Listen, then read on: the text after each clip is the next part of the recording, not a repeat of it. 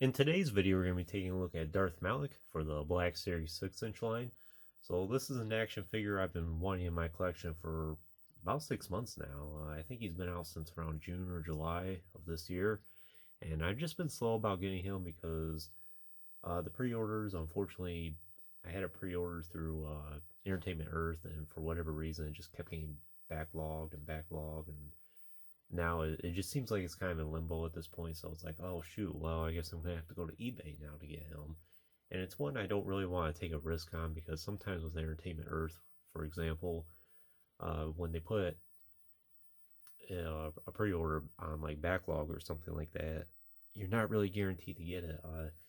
A lot of times you will, but it seems like with Bastila and Malik here, they're both it seems like they're in shorter supply, I suppose, compared to a lot of the other action figures that get released.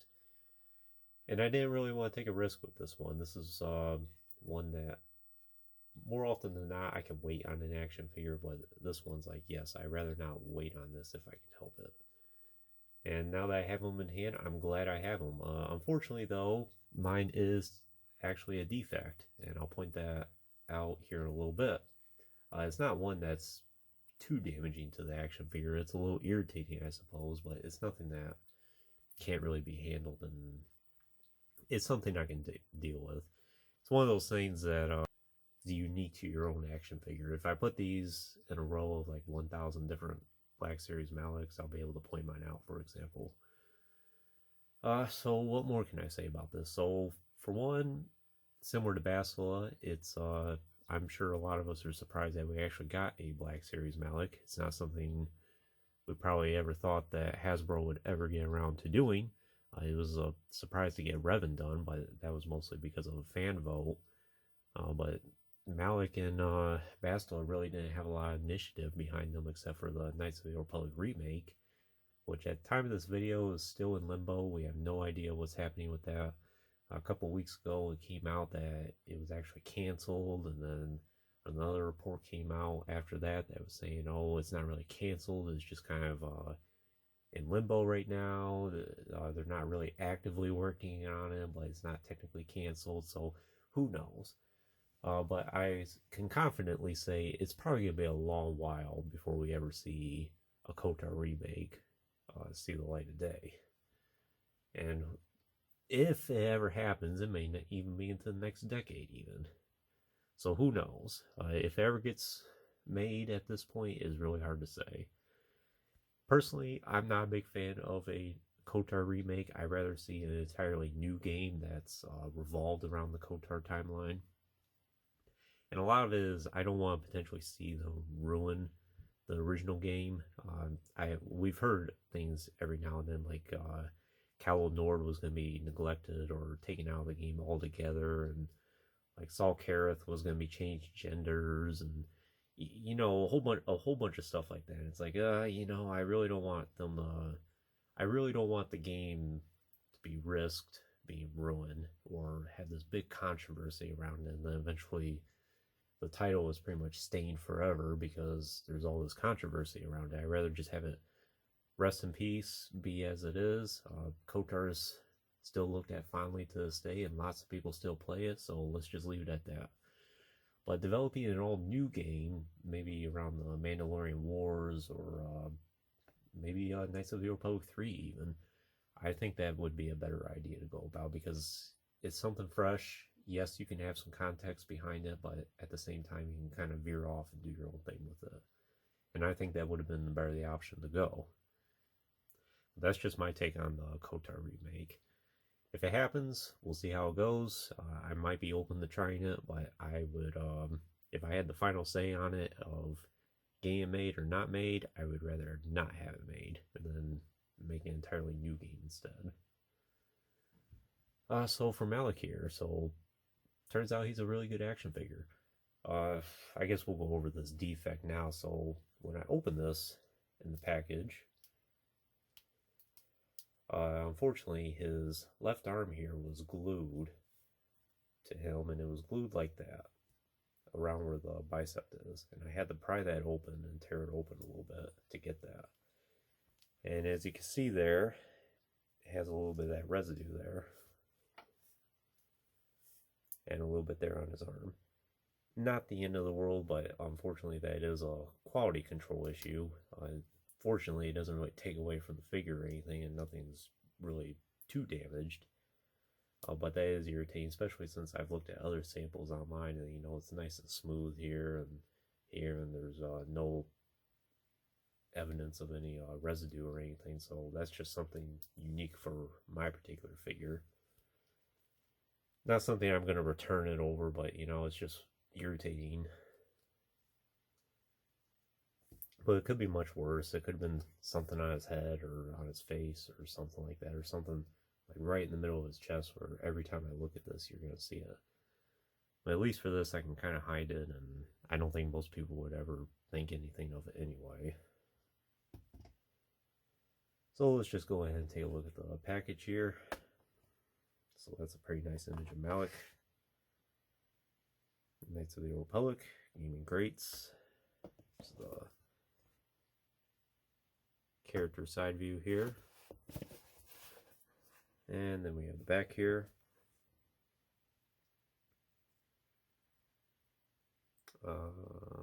Pretty accurate description, I would say. It's figure number 20 in Gaming Greats. And here he is advertised on the side. And he's listed as being 6'" or 6.5 inches, which is pretty tall for a Black Series figure. And Malak is indeed a very tall character, so I would assume that's accurate. It should be one of the very last windowless packages that we were getting. But still, it's a nice image at least. But it would have been nice to see Malak on the actual card. So we'll go ahead and take a closer look at him. So this isn't totally faithful to the original Knights of the Old Republic game, and that's mainly in his outfit here. It looks like his head sculpt and his mouthpiece here is pretty accurate, but for his armor here, he doesn't have this, I'm not sure if it's called a skirt, but it's basically a skirt here. In the original game, he does not have that. And I don't think he really has a cloth here in the back as well. And he doesn't have this holster for his lightsaber either. He does have the front one though, the front loincloth. So that is something different. I would assume that this Malak is based upon his appearance from the remake. I'm sure Hasbro got some samples as to what it would have looked like. That would be an interesting thing to look at someday, if they'll ever see the light of day, is if the remake is canceled or in limbo in some way, are we going to at least see what was developed of it? So for the head sculpt there, I think that looks really good.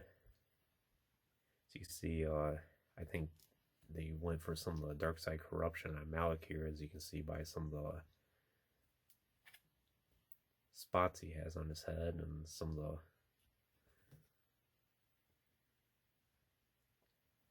I'm trying to think what the word for it would be. Basically his complexion's a little off there. He does have the arrows on his head, which do come together back here. And interestingly enough, Hasbro did not cheapen out on us this time around, and they actually did give him a removable mask here. And it's easy to pop off, much easier than, say, Darth Malak, for example. This is the first time I've taken it off, trying to see exactly. Okay, yeah, so you just basically pull that off. That's pretty interesting. It's red on the inside of here. It comes apart in two pieces.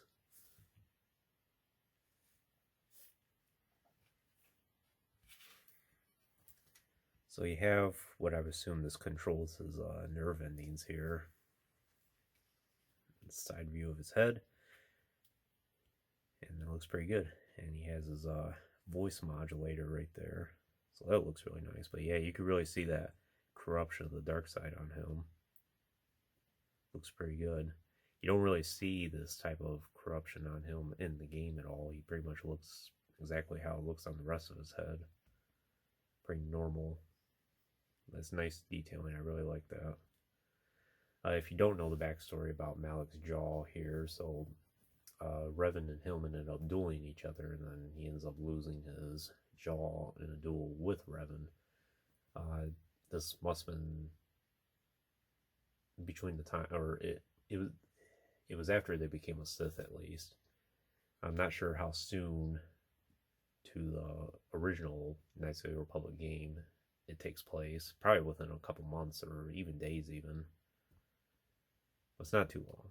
At one point in the first game, you do see Malak without his mask on. And it's towards the end of the game when you're on the unknown planet going into the Rakatan Temple. And the first time you see that, it's kind of shocking, actually. So you see his neck there. Almost looks mechanical, actually. Then you have this mechanical armor piece around him here. For his cape, it's actually a brown cape, which is pretty interesting. I don't think it's removable. Actually, I know it's not removable because you would have to take this piece off, which is not a separate piece.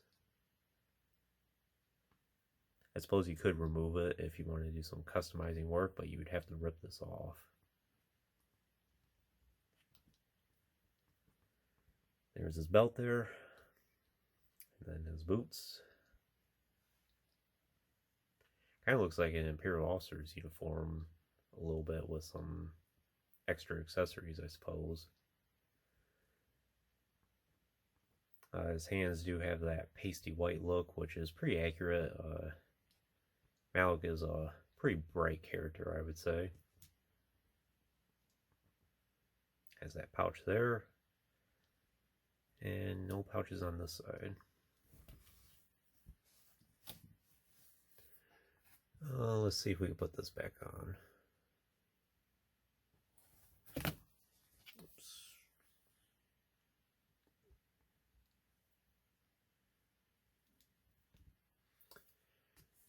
And luckily enough, it snaps in place. I suppose you could have it make a scene where he's in the middle of battle and he loses half his mask.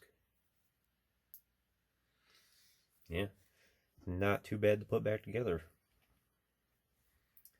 So in terms of his accessories, I suppose you could count his mask as an accessory, but then he has his lightsaber as well, which does have a unique tilt. I really don't think we get a close-up look as to what Malak's hilt is in the actual game. I don't recall, at least. But that is a pretty interesting design. And you are able to pull the blade out here. And looks like you're able to insert that in back here. Which does stay in place pretty good. Like I said, this isn't a feature that you really see in the game ever. And I think Malak, in fact, there is really no animation of him carrying his lightsaber on his belt at all. It's either in his hand or you just don't see it at all. So that's something interesting, I suppose, that they would add in the game or in the remake.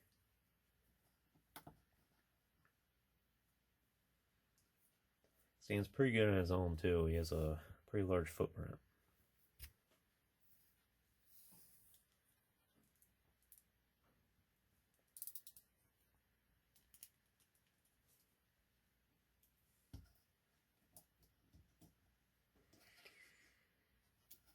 Yeah, sometimes you see Malak walking around like that.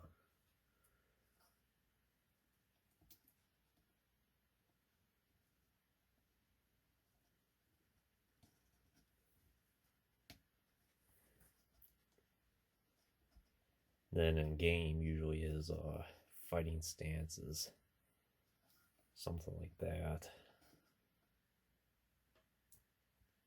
So you can make it happen. So we'll go ahead and do some comparisons. Something we've been waiting on for almost, 7 years now at this point. Here he is alongside his master.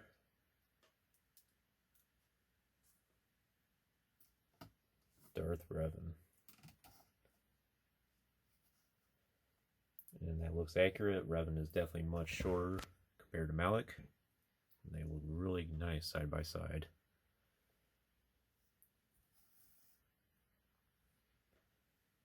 And of course, for Malak's other release counterpart, Bastila Shan here.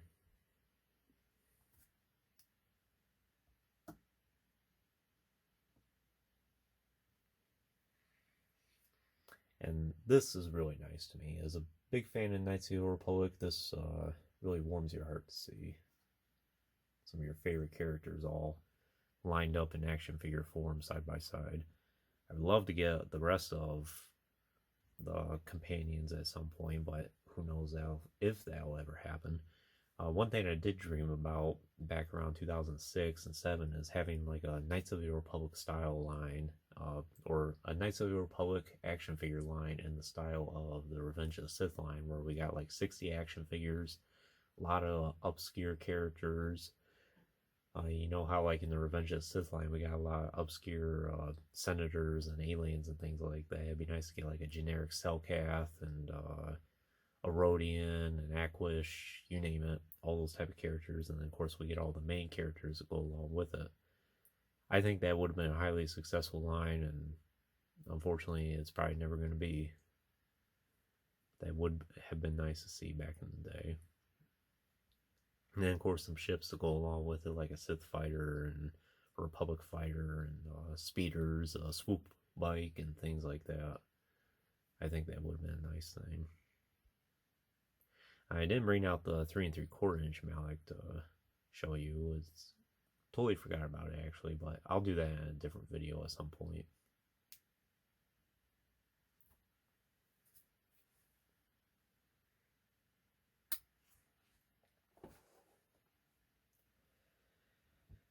But yeah, I think that's about all I can really show you with Malak here. So would I recommend him for your collection?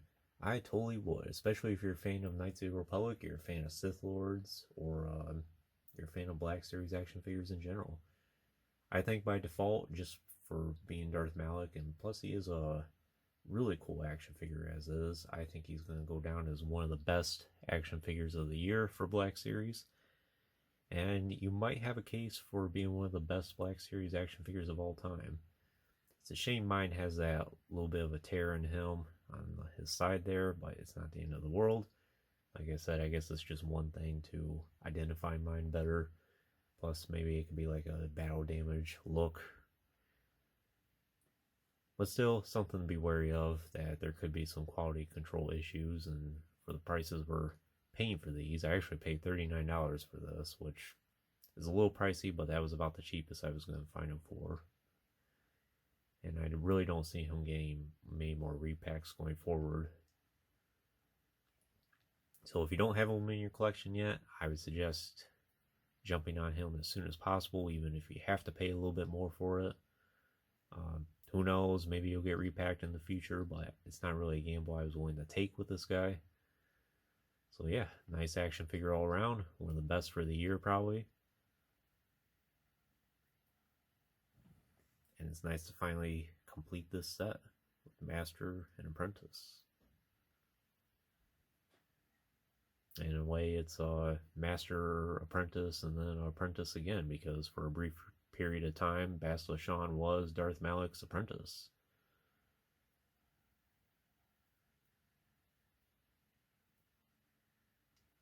But anyways, that concludes this review. I hope you enjoyed it. Stay tuned for plenty more reviews in the future. There will be always more to come. If you haven't already, please like the video and subscribe to the channel. I always greatly appreciate all your support. And check out some of the links in the description if you haven't done so already. And as always, thanks for watching.